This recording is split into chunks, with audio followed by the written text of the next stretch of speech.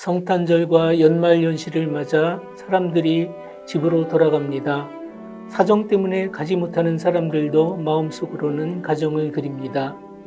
집에는 가족들의 사랑과 평온함과 마음 편한 휴식이 있습니다. 가족들과 함께 한 해를 마무리하고 새로운 해를 계획하는 것은 누구나의 소망입니다. 안녕하세요. 임순만입니다. 오늘은 집을 나간 아들이 집으로 돌아오는 이야기, 탕자의 귀향에 대한 것입니다. 성경 누가복음 15장에 나오는 탕자의 이야기는 계속 인용되는 비유 중의 비유입니다. 목회자 중에서 이 비유를 들어 설교하지 않은 사람은 없을 것입니다. 숱한 문학가와 미술가들 작품의 모티브가 되어 왔습니다. 어떤 사람에게 2명의 아들이 있었습니다. 자신의 재산을 받아 집을 나간 둘째는 방탕한 세월을 보냈습니다. 그는 결국 비참한 돼지치기로 전락했습니다. 흉년이 들자 너무 배가 고픈 나머지 머슴이라도 하려고 집으로 돌아갑니다. 둘째가 멀리 모습을 나타내자 아버지는 아들을 알아보고 달려갑니다. 좋은 옷을 입히고 새 신을 신겨줍니다. 살찐 송아지를 잡아 잔치를 베풀어 줍니다. 밭에서 일하다 돌아온 맏아들은 불평을 합니다. 자신은 열심히 일했으나 염소 새끼 한 마리도 주지 않았다고 말이죠. 이에 대해 아버지는 말합니다.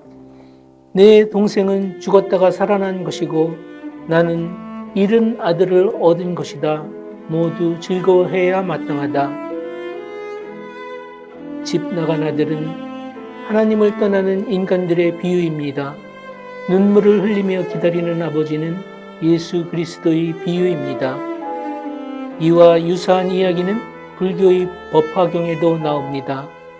아들이 집을 나가 오랜 세월이 지났습니다. 매우 빈궁해진 아들은 사방으로 의식주를 찾아 헤맵니다. 어느 날 우연히 아버지가 사는 성을 지나게 됩니다. 아버지는 한눈에 아들을 알아보지요. 그러나 아들은 그가 무서운 권력자라고 생각해 도망을 칩니다. 아버지는 사람들을 보내 아들을 데려다가 일을 가르칩니다. 아들은 착실하게 일을 배웁니다. 아버지는 임종이 가까워 오자 모든 것을 밝히고 아들에게 재산을 전부 물려줍니다. 여기서 아버지는 부처님의 비유입니다. 거지 아들은 중생을 나타내죠. 많은 재산은 누구나 부처가 될 수 있다는 비유라고 합니다. 탕자의 이야기에 대해 잘 알려진 미술 작품이 있습니다.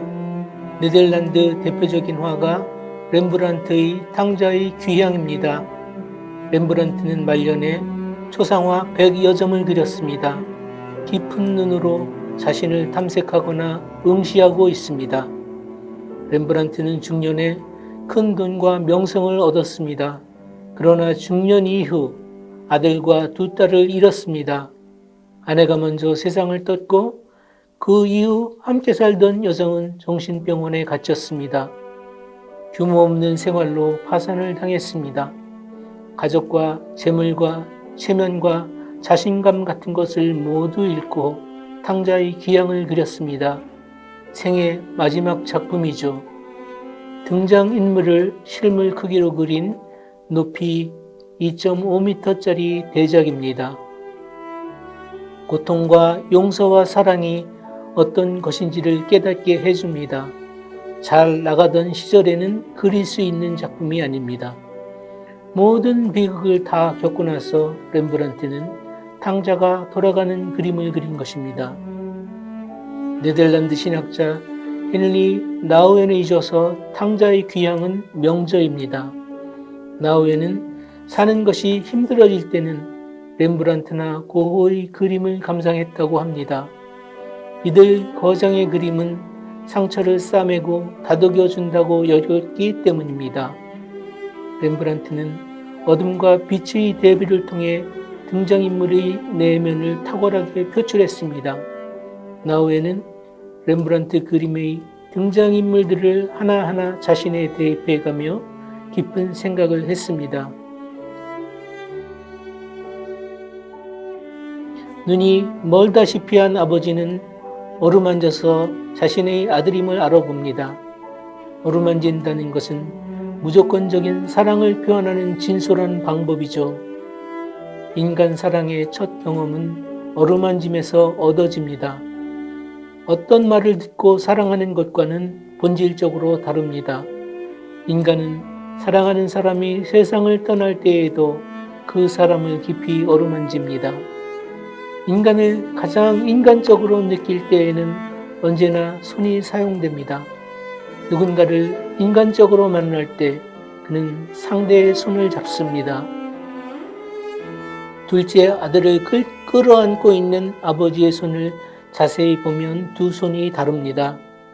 왼손은 힘센 남자의 손입니다. 오른손은 섬세한 여자의 손입니다.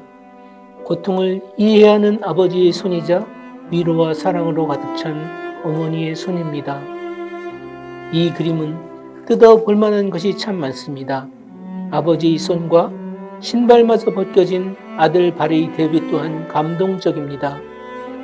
먼 길을 걸어와서 아버지 앞에 무릎을 꿇은 아들의 발은 처연합니다. 서양화에서 남자가 맨발을 드러내 보이는 것은 수치를 상징합니다. 그러나 심장으로 끌어안아주는 아버지 앞에서 아들은 아무것도 감출 것이 없습니다. 아버지와 아들의 표정 또한 기가 막힌 대조를 보여줍니다. 아들은 사랑으로 가득 찬 아버지의 심장 소리를 듣습니다. 허리에 차고 있는 단검은 가문의 자부심은 잃지 않았다는 것을 보여줍니다.